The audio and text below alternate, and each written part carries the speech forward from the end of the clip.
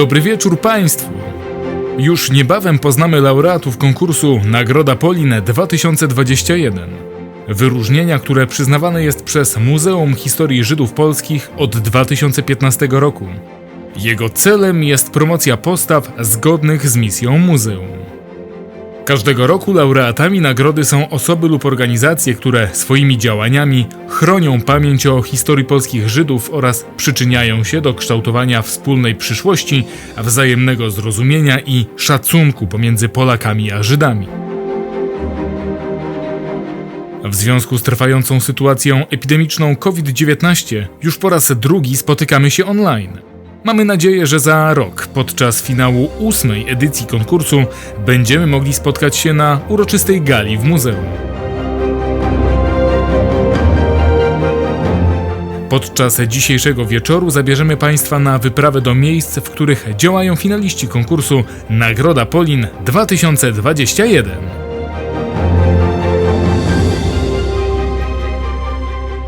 Finał Nagrody Polin tradycyjnie jest okazją do spojrzenia wstecz i refleksji nad mijającym rokiem.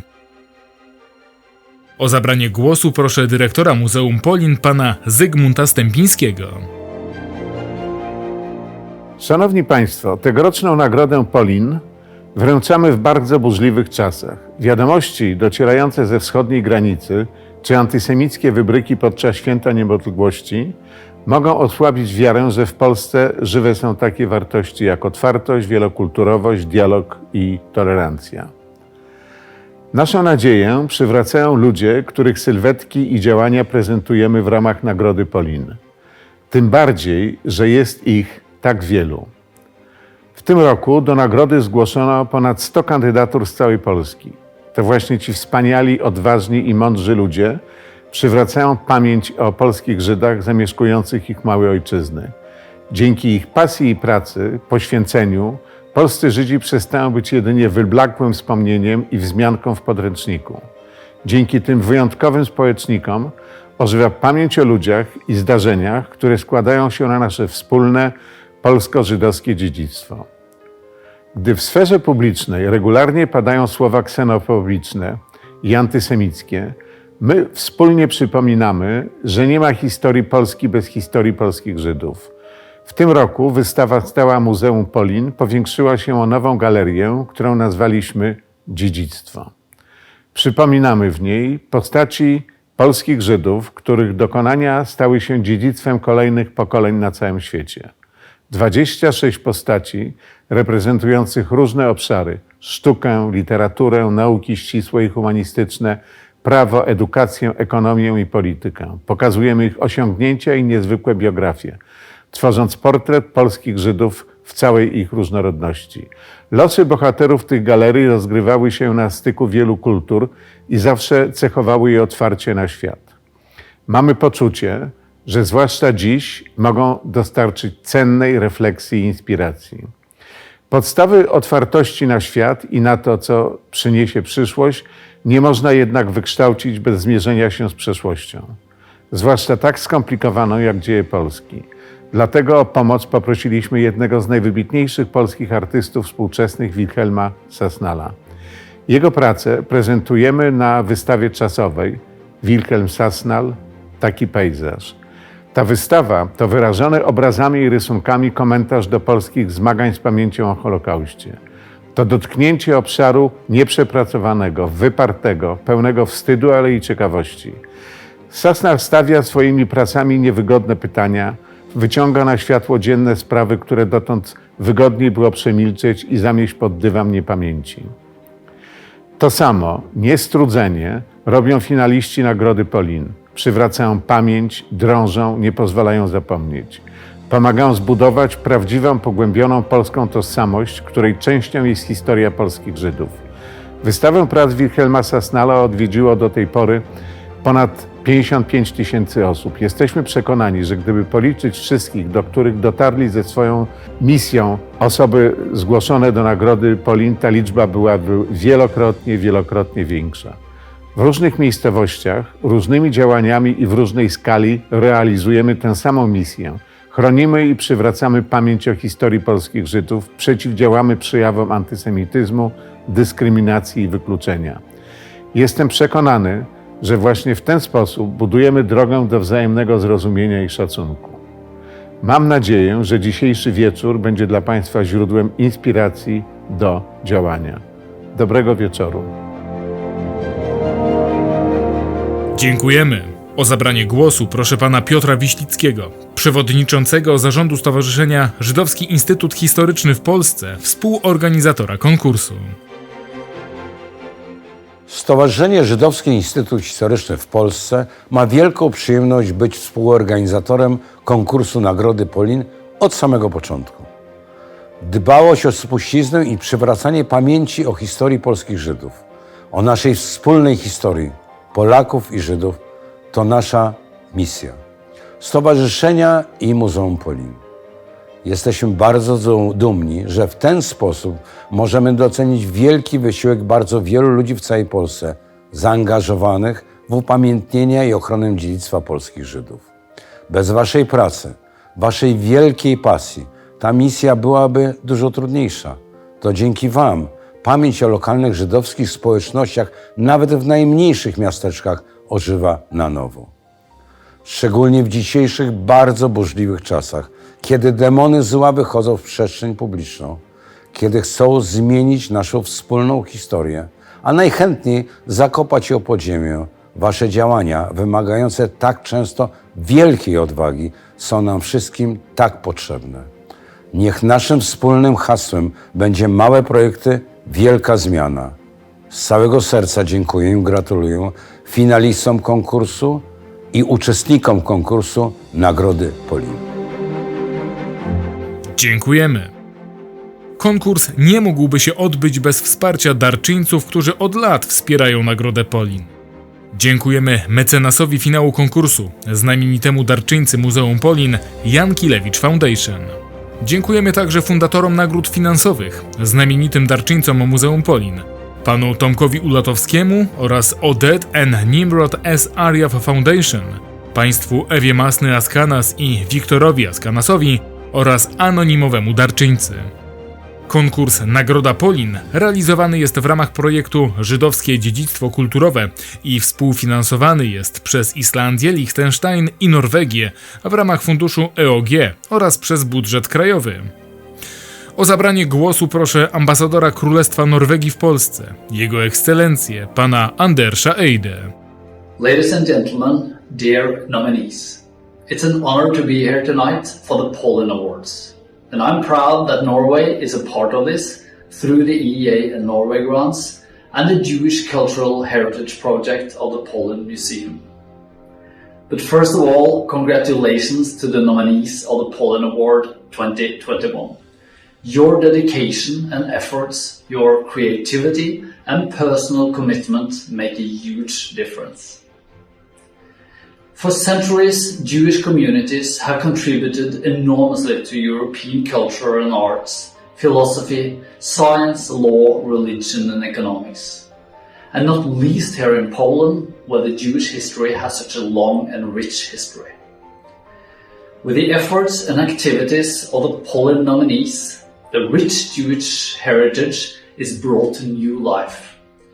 With innovation and dedication, you revive the past and connect it with the present and with the future so that new generations can better understand history and learn from it and thereby shape a more resilient future of mutual understanding and respect.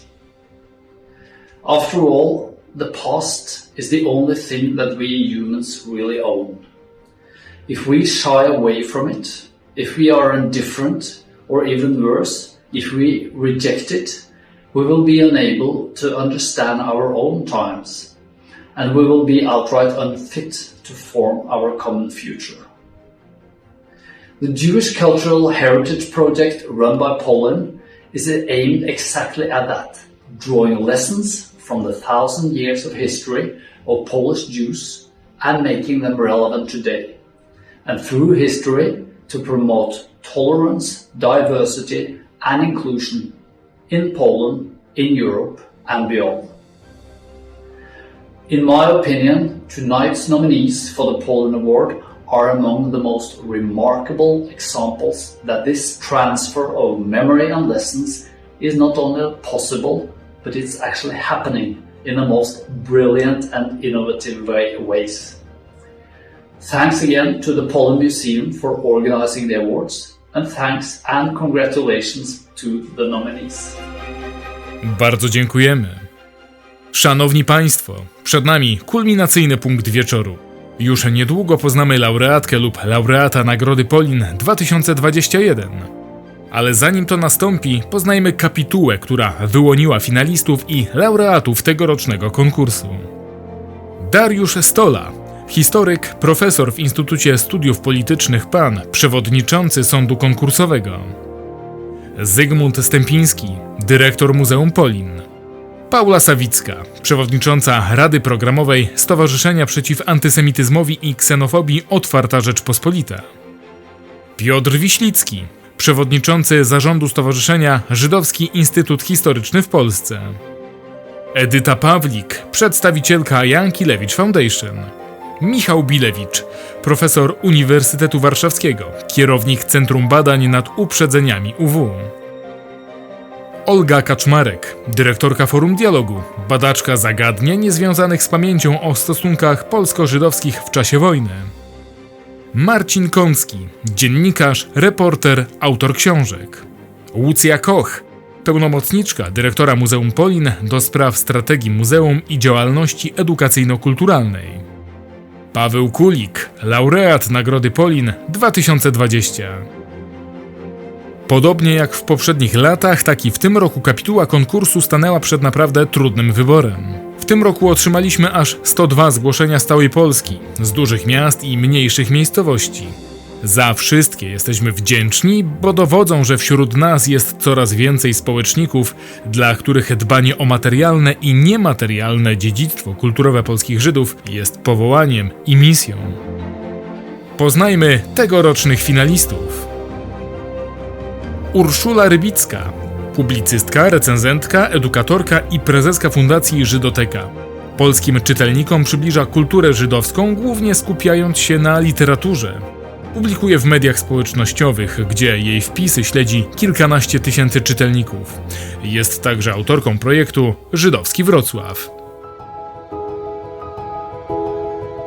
Kiedy zaczęłam zajmować się ochroną pamięci o Żydach, najbardziej zaskoczyło mnie to, że jest ona tak potrzebna w tym sensie, że rzeczywiście wiele osób dołączyło do mnie i widzę, że wiele osób też chce uczestniczyć w ochronie pamięci, że ten język literatury może być takim pierwszym krokiem do poznania kultury, do poznawania historii, do poznawania wspólnych losów Polaków i Żydów i może być punktem wyjścia do tego, żeby tworzyć wartościową przestrzeń społeczną we współczesnej Polsce.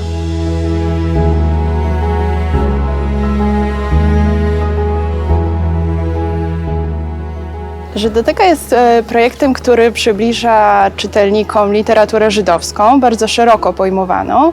Na początku interesowałam się głównie współczesną literaturą Izraela, teraz natomiast rozszerzyłam swoje poszukiwania i też to, co prezentuję, na cały zakres literatury Żydów, a także opowiadającej o Żydach. Literatura jest dla mnie bardzo ciekawym przekaźnikiem, ponieważ dzięki uniwersalnemu językowi sztuki możemy się porozumiewać, możemy poznawać innych ludzi. I tak jak mówił Amos Oz, to, że czytamy fikcję literacką, wcale nie znaczy, że nie jest ona prawdziwa, ponieważ nie musi się dotyczyć faktów albo statystyk, ale pokazuje prawdziwe życie bohaterów, którzy być może nie byli rzeczywiści, ale mają wiele wspólnego z rzeczywistym życiem. Możemy ich poznawać. Możemy poznawać bohaterów, których być może nie poznalibyśmy w naszym codziennym życiu. I dzięki temu poznajemy kulturę żydowską w najprostszym elemencie, czyli poznając drugiego człowieka.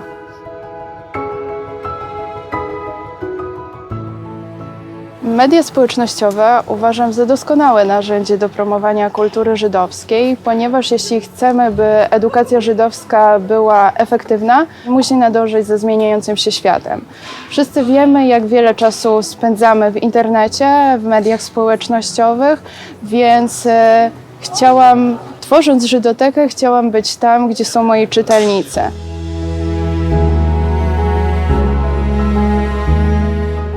W mojej działalności najwięcej satysfakcji daje mi to, że wokół Żydoteki utworzyła się bardzo duża społeczność osób, które są tak samo zaangażowane i zainspirowane literaturą żydowską jak ja.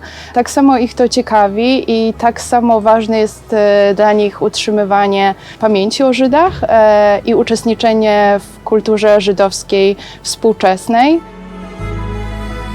Dzięki mojej działalności chciałabym, aby ludzie poznali kulturę żydowską w jak najszerszym jej kontekście i żeby zainteresowali się nią i traktowali ją jako coś bliskiego, przyjaznego, ciekawego i inspirującego. Marek Chmielewski, sołtys wsi Orla, radny Rady Gminy Orla, lider dialogu, który przywraca pamięć o orlańskich Żydach. We współpracy z Gminnym Ośrodkiem Kultury w Orli oraz lokalnymi organizacjami pozarządowymi podejmuje szereg działań mających na celu upamiętnienie żydowskich mieszkańców gminy.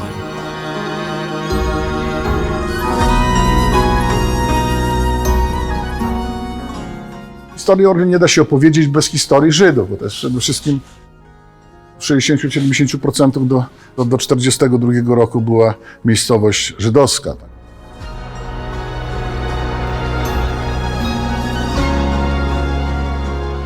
Myślę, że istotną rzeczą jest chronienie pamięci, a chronienie pamięci tym bardziej tej naszej lokalnej, o którą się jakby ocieramy, bo można przeżyć całe życie, ocierać się o, nie wiem, o kamienie z napisami, tak, o mury jakiejś budowli i przejść obojętnie, tak, ale to za każdą cegłą, za każdym tym kamieniem są jakieś historie, są jakieś łzy, są jakieś miłe rzeczy, tak?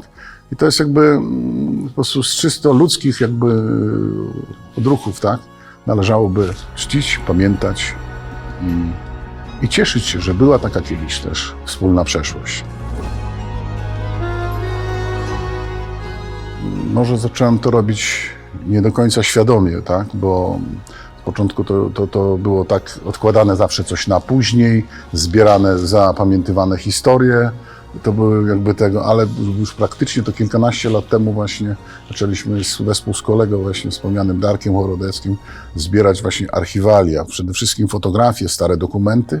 I nam tak wówczas w taki gimnazjalny sposób udało się zbudować taką bazę, takie archiwum, w której znalazło się prawie 3,5 tysiąca fotografii, dokumentów, różnych takich rzeczy.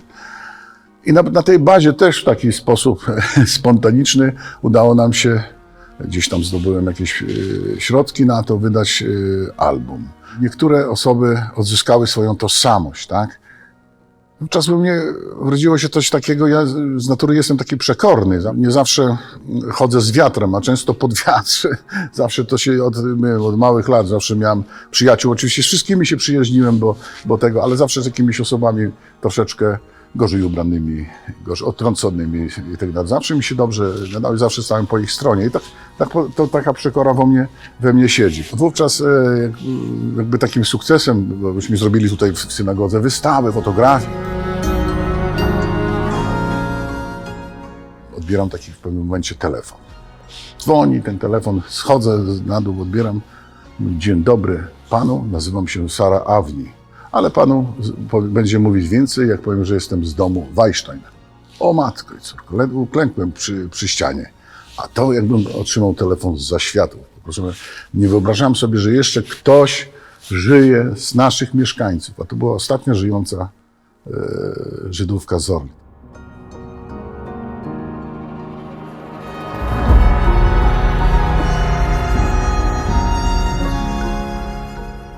O upamiętnieniu jakiejś tablicy, pomniku, to się mówi od lat.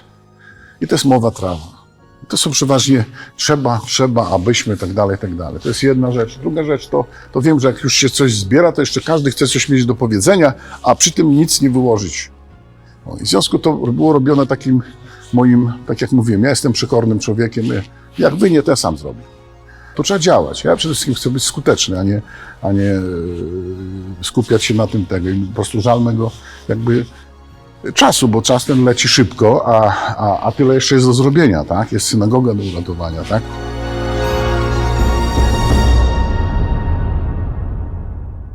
Ale najważniejszym dla mnie w tej chwili to jest uratowanie tego budynku. To jest najważniejszy mój cel życiowy. Temu poświęcam czas, temu tu przychodzę od rana do nocy, nieraz tu siedzę, oprowadzam turystów. Chciałbym tutaj przyjść za 20 lat, gdybyśmy się tak spotkali, że pewnie będę, jak jeszcze pożyję, tak? Przy jakiś wiekowy dziadek przyjść, żeby tu było, nie wiem, jakieś stado młodzieży coś robiło i pokazywali mnie jako ten eksponat, nie? Ale żeby to żyło miejsce, o to mi chodzi, nie? Urszula Antosz-Rekucka, liderka dialogu, społeczny opiekun zabytków, założycielka i prezeska fundacji Sztetl Mszana Dolna. Jest bardzo nietypową katechetką, która od lat dba o pamięć o dawnych żydowskich mieszkańcach Mszany Dolnej. W mojej działalności najwięcej satysfakcji daje mi praca z młodzieżą. To, że oni potrafią zachować się bardzo empatycznie, że się interesują, ale również nie do przecenienia jest fakt, że udało się nawiązać również relacje z nielicznymi wprawdzie, ale potomkami ocalonych mszańskich Żydów i razem z nimi tą historię układamy, bo oni czasami ocalili jakieś pamiątki, jakieś zdjęcia, czy potrafią nam opowiedzieć coś więcej o tych ludziach, którzy byli czasami tylko nazwiskiem dla nas. Dzięki mojej działalności chciałabym, aby ludzie, którzy tu mieszkają, przyjęli tę pamięć jako swoją. To znaczy, aby ta pamięć była pełna, a nie tylko połowiczna, nie okaleczona o to, co się stało w wyniku Holokaustu. Myślę, że powinniśmy chronić pamięć, bo to jest nasza wspólna historia. Bez historii Żydów nie ma historii Polski, nie ma też historii Mszany. Ja nieustannie chodzę po śladach Żydów, idąc swoją ulicą, idąc na spacer, jadąc do pracy. Wszędzie tam oni kiedyś chodzili, budowali drogi, budowali najbliższy budynek, przy którym ja mieszkam. To są drogi naznaczone ich życiem i śmiercią i po prostu nie wolno nam o tym zapomnieć. Przez te wszystkie lata mojej działalności udało się upamiętnić mszańskich Żydów poprzez konkretne miejsca, które udało nam się nazwać czy oznaczyć jako te, które były związane z życiem mszańskich Żydów. Taka pierwsza inicjatywa to było nazwanie ostatniej ich drogi na śmierć, Aleją Pamięci Ofiar Holokaustu. Postawiliśmy tablicę pamiątkową w miejscu, gdzie stała dawna synagoga. Zasadziliśmy dąb pamięci dla mszańskich sprawiedliwych, też zupełnie nieznanych szerzej w mieście. Ale przede wszystkim udało się stworzyć stronę internetową, która jest takim rodzajem wirtualnego Muzeum Mszańskich Żydów. Za największy sukces w upamiętnianiu mszańskich Żydów uważam to, że młodzi ludzie, którzy ze mną po raz pierwszy poszli na miejsca pamięci, czy przeszli szlakiem pamięci, sami wracają w te miejsca i ja się o tym dowiaduję. Przez te kilkanaście lat, czy prawie 20 lat, kiedy zajmuję się tym tematem, właściwie setki młodych ludzi już ze mną były w tych miejscach. Myślę, że gdy usłyszały historię konkretnych ludzi, to na pewno już może tak bezmyślnie nie powtórzą jakichś stereotypów, nie rzucą jakimś antysemickim hasłem.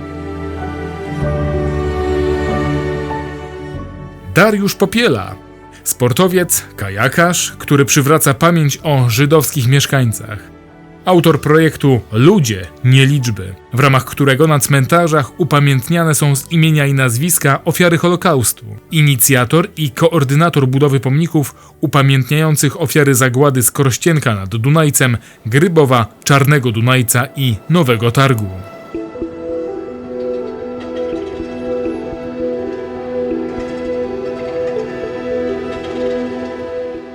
Pierwszym momentem, w którym poczułem, że muszę coś zrobić, to był moment, w którym dowiedziałem się o tym, że w miejscu, w którym od lat trenowałem, w Nowym Sączu, na wałach sądeckich przy rzece Dunajec, że w tym samym miejscu, w którym ja przez tyle lat chodziłem z kajakiem, w tym samym miejscu sądeccy Żydzi zostali zgromadzeni przed wywózką do Bełżca.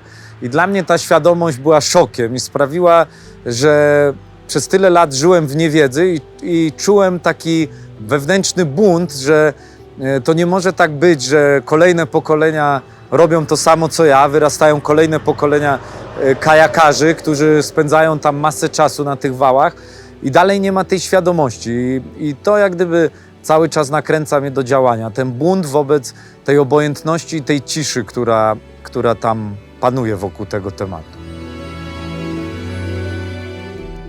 Ochrona pamięci historii polskich Żydów jest dla mnie ważna, ponieważ dla mnie jest to część mojego postrzegania patriotyzmu. Jako sportowiec z orzełkiem na serduchu uważam, że dbanie o tych, o których nie ma kto dbać, o pamięć o nich, to jest coś najważniejszego i dlatego się temu oddaję. Sport i działalność społeczna mają wspólne cechy. Myślę, że w moim wypadku to jest płynięcie pod prąd. To jest chyba najlepsze stwierdzenie, bo zarówno w sporcie bardzo często muszę zmagać się z przeciwnościami, bo to nie tylko walka z prądem, ale różne przeciwności, które napotykam na swojej drodze. No i podobnie jest z tematyką upamiętnień. Tutaj również bardzo często trzeba wbrew różnym stereotypom, wbrew ludziom, którzy uważają po co, na co i różnym przeszkodom, które trzeba pokonać, czasem prawnym, czasem formalnym, które trzeba spełnić, by dany projekt po prostu się zrealizował. No i trzeba to robić po prostu pod prąd, z uporem, z upartością.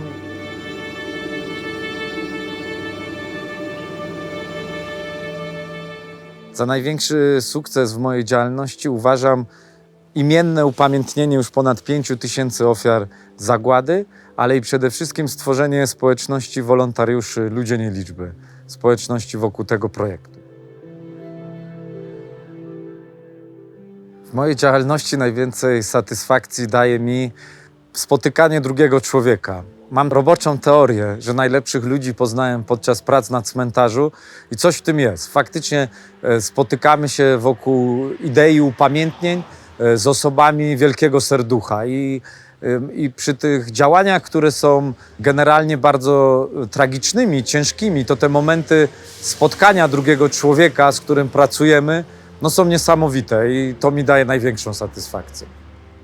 Myślę, że powinniśmy chronić pamięć, bo bez pamięci nie ma przyszłości tak naprawdę. I to, co robię to też dla moich dzieci. I to jest działanie właśnie wymierzone w przyszłość, wbrew pozorom. To nie tylko przeszłość.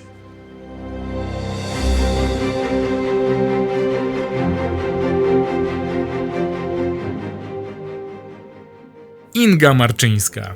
Artystka plastyk i edukatorka. Mieszka w Jaśle, lecz jej działalność obejmuje wiele innych miejsc w Małopolsce i na Podkarpaciu. Dba o miejsca pamięci, o które bardzo często nikt się nie troszczy. Edukuje młodzież, prowadzi zajęcia artystyczne dla dzieci i młodzieży dotyczące kultury i tradycji żydowskiej. Dzięki jej zaangażowaniu możliwe stało się przywrócenie pamięci o Sali Korzennik i Racheli Pacher. Poprzez pracę edukacyjną, którą prowadzę dla dzieci, dla młodzieży, dla dorosłych, dla moich rówieśników, uczę o historii, o tradycji, o kulturze żydowskiej, o jej sile, o trwaniu, o tym pięknym dziedzictwie, którego jesteśmy beneficjentem. Beneficjentem życia i śmierci żydowskiej. Nie tylko dziedzictwa materialnego, nie tylko kamienic, domów, dorobku intelektualnego, artystycznego, ale przede wszystkim cmentarzy i miejsc pamięci.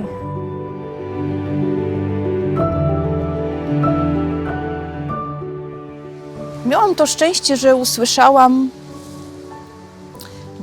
głos 2 nastoletnich dziewczynek, Salomei Korzennik, Racheli Pacher.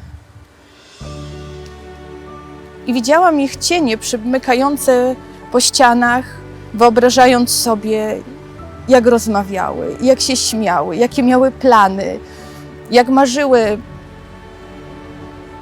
o tym, żeby się zakochać, żeby wyjść za mąż, żeby mieć rodziny, żeby zostać albo gospodynią domową, albo zrobić jakąś karierę, o tym, żeby żyć w zgodzie z Bogiem i ze swoją rodziną.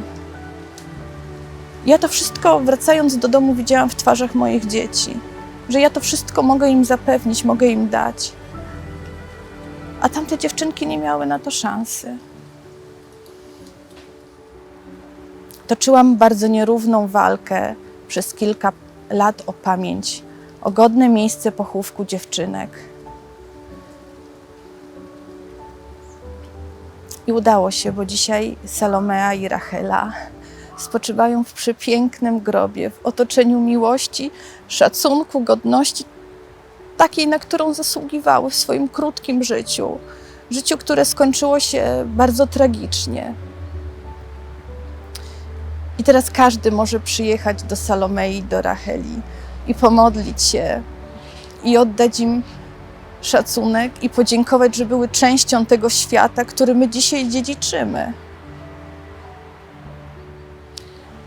Moim marzeniem jest to, żeby w rozumach i w sercach ludzi przywrócić świadomość tego, że społeczność żydowska i nieżydowska żyły razem w lepszych lub w gorszych relacjach, a my mamy odpowiedzialność podtrzymywać te relacje.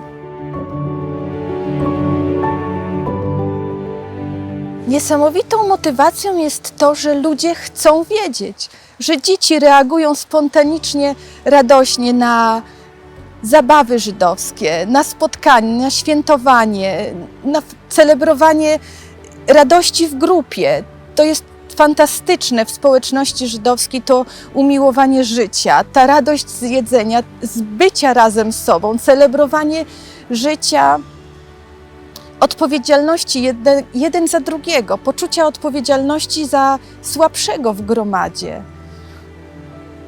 Ogromne zainteresowanie dzieci i młodzieży, jak gdyby odkrywali zupełnie nowy świat. A przecież ten świat od 1000 lat tutaj funkcjonuje.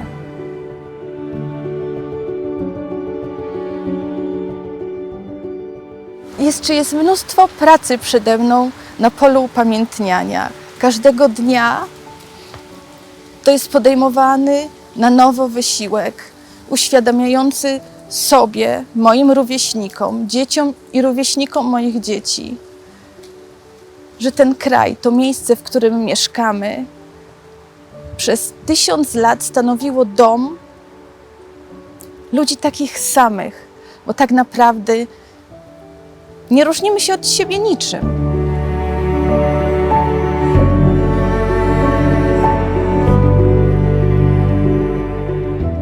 Józef Gucwa, mieszkaniec Bobowej, wieloletni pasjonat lokalnej historii.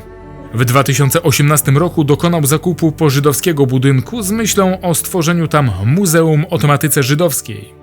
Izba Okruchy Pamięci, Dom Landała, została otwarta w 2020 roku, a udostępnienie jej publiczności poprzedziło kilka wystaw.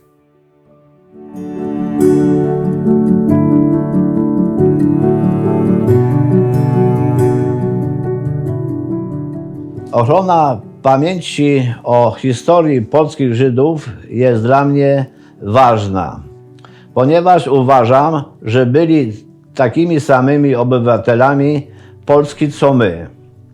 Mieszkali w każdym mieście, zostawili po sobie ślad. My jako powojenne pokolenia mamy obowiązek te ślady zachować i przekazać dalszym pokoleniom. Kiedy zacząłem zajmować się ochroną pamięci, najbardziej zaskoczyło mnie, że ludzie nie szanują pamiątek, że jest tyle zapomnienia, dlatego zacząłem je gromadzić.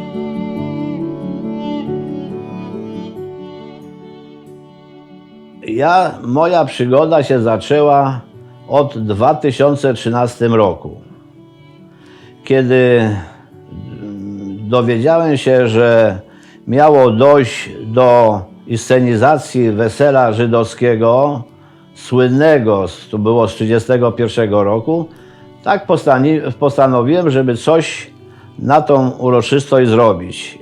I zacząłem się interesować kulturą żydowską. I od tego czasu zbierałem przedmioty przede wszystkim kultu religijnego. Uczyłem się, jakie nazwy są, na jakie święta się to obchodzi. Zapoznawałem się z tą kulturą żydowską. Już po raz pierwszy w 2013 roku przy tej scenizacji już zrobiłem na rynku wystawę o tematyce żydowskiej. No i marzyło mi się, żeby powstała w Bobowej Izba Pamięci Żydów Bobowskich i z okolic. I to marzenie się spełniło.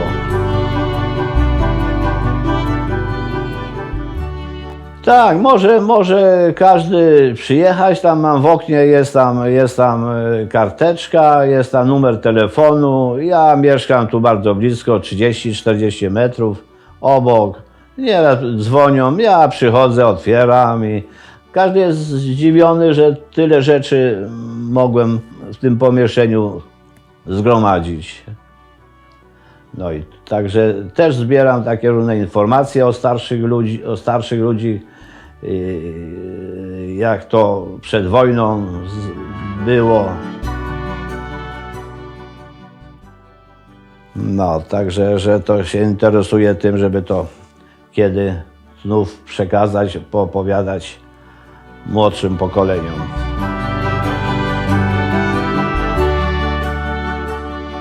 Drodzy Państwo, proszę o wysłanie najcieplejszych myśli w kierunku wszystkich nominowanych. Wszyscy poświęcają swój czas i energię, aby chronić i przywracać pamięć o historii polskich Żydów. Stojąc przed bardzo trudnym wyborem wyłonienia laureata Nagrody Polin 2021, kapituła konkursu postanowiła przyznać wyróżnienia. Laureata lub laureatkę pierwszego wyróżnienia ogłosi reprezentująca darczyńców Nagrody Pieniężnej w konkursie Nagroda Polin pani Ewa Masny-Askanas. Spotykamy się w trudnym czasie. Czujemy, że jesteśmy wystawieni na próbę uczciwości, empatii, człowieczeństwa. Wielu z nas nie wie, jak się zachować. I wtedy trzeba pamiętać o wskazówkach autorytetów. Warto być przyzwoitym, to Władysław Bartoszewski, i o 11 przykazaniu Mariana Turskiego. Nie bądź obojętny. Mam dziś przyjemność ogłosić w imieniu własnym i mojego męża wyróżnienie dla osoby, która kierując się tymi zasadami przygotowuje swoją lokalną społeczność do poczucia empatii i odczuwania ludzkiej wspólnoty. Wyróżnienie w konkursie Nagroda Polin 2021 otrzymuje pani Urszula Antosz-Rekucka. Serdecznie gratulujemy! Pani Urszula Antosz-Rekucka otrzyma nagrodę finansową w wysokości 10 000 złotych. Laureata lub laureatkę drugiego wyróżnienia ogłoszą Państwo Agata i Avi Arjaf, przedstawiciele fundatora nagród finansowych w konkursie, znamienitego darczyńcę Muzeum Polin Odette and Nimrod S. Arjaf Foundation. On behalf of the Odette and Nimrod S. Arjaf Foundation, we are honored to be part of the Polin Awards of 2021. We are grateful and humble for the work done by the participants. Miło nam ogłosić, że wyróżnienie w konkursie Nagroda Polin 2021 otrzymuje pani Urszula Rybicka. Serdecznie gratulujemy. Serdecznie gratulujemy. Pani Urszula Rybicka również otrzyma nagrodę finansową w wysokości 10 000 złotych. Szanowni Państwo, w tym roku otrzymaliśmy aż 102 zgłoszenia do Nagrody Polin. To wielka radość, że jest aż tylu wspaniałych ludzi, którzy działają na rzecz ochrony pamięci. Będąc pod wrażeniem bardzo wysokiego poziomu tegorocznych aplikacji, kapituła konkursu podjęła decyzję o przyznaniu trzeciego wyróżnienia. Jego laureata lub laureatkę przedstawi pani Edyta Pawlik, przedstawicielka mecenasa finału konkursu Nagroda Polin 2021 i znamienitego darczyńcy Muzeum Polin Jankilewicz Foundation. Nasza fundacja od lat wspiera działania związane z przywracaniem pamięci i historii Żydów polskich. Ze szczególną przyjemnością bierzemy udział w obradach kapituły Nagrody Polin, ponieważ są to zgłaszane prywatne inicjatywy indywidualnych osób, które potem często inspirują swoje otoczenie. Taki wymiar mają także działania tej osoby. Miło mi ogłosić, że wyróżnienie w konkursie Nagrody Polin 2021 otrzymuje pani Inga Marczyńska. Wielkie brawa! Pani Inga Marczyńska także otrzyma nagrodę pieniężną w wysokości 10 000 złotych. Szanowni Państwo, już za chwilę dowiemy się, kto otrzyma Nagrodę Polin 2021, a tym samym dołączy do grona laureatów z poprzednich lat: Tomasza Pietrasiewicza, Jacka Koszczana, Joanny Podolskiej, Tomasza Wiśniewskiego, Natalii Bartczak i Pawła Kuliga. Nazwisko laureata tegorocznej Nagrody Polin ogłosi pan Tomek Ulatowski, znamienity darczyńca Muzeum Polin, fundator nagród finansowych, w tym nagrody dla laureata konkursu Nagroda Polin 2021. Dzień dobry Państwu, nazywam się Tomasz Ulatowski. Ja od lat wspieram nagrodę Muzeum Polin. Nagroda jest przyznawana ludziom, którzy poświęcają ogromną część swojego życia wolnego jako wolontariusze upamiętniającą społeczność żydowską w miastach czy miasteczkach, gdzie ci ludzie mieszkają. W tym roku jury przyznało główną nagrodę, otrzymuje pan Dariusz Popiela. Gratuluję i bardzo dziękuję.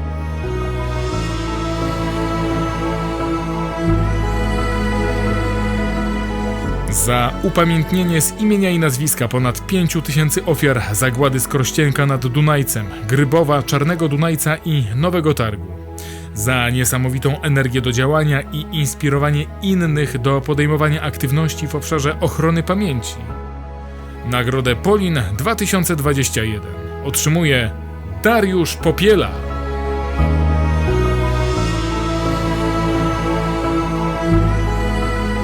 Wielkie gratulacje!